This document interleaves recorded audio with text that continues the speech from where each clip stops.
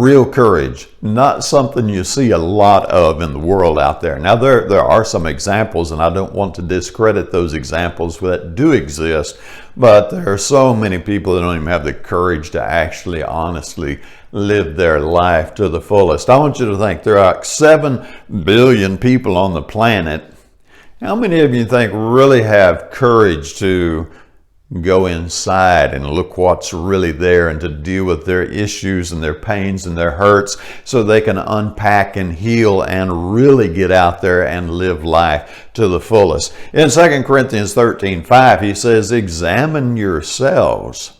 Now, one of the faults of religion is we would rather examine other people and talk about why everybody else is wrong without honestly examining ourselves. Now, I think you do need to be aware of what's going on around you. I don't want you to bury your head in the sand, but if you never deal with your own heart, then you're going to fall into that category Paul was concerned about in 1 Corinthians 9:27, where he said, lest when I have taught others, I myself should be disqualified. So while we do have some responsibility that's external, if we miss the internal, then we just miss all that there is. We miss all the heaven and all that potential because we didn't take care of what was most important. So Paul would say, work out your own salvation with fear and trembling in Philippians 2:12. And in 2 Corinthians 10:5, he says, bring every thought into captivity to the obedience of Christ. You go, wow, I can't control my thoughts.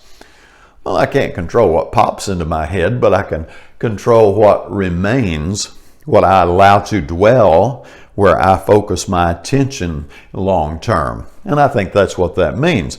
And there are a lot of folks that are just thinking on some stuff that is not constructive, that doesn't help them at all, but they're stuck there. And they need to learn to deal with that, and that's a whole nother issue.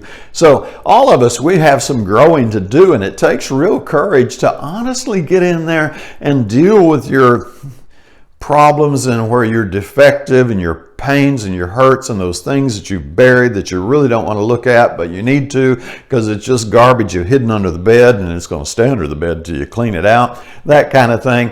And then we all have it. I mean, I don't know why we have to be so like, oh no, that's not me. Yeah, it's all of us. So here's what I like to say sometimes. Unless you qualify to be the fourth person of the Godhead, so we got God, we got Christ, we got the Holy Spirit.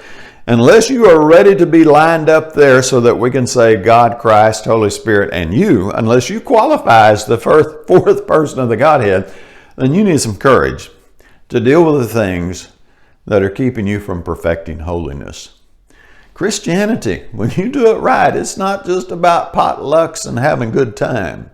Now, you can look at me and tell I don't mind eating a little food, but that's not what Christianity is about. Christianity is about learning to be holy as God is holy. And that takes courage. Have a good day.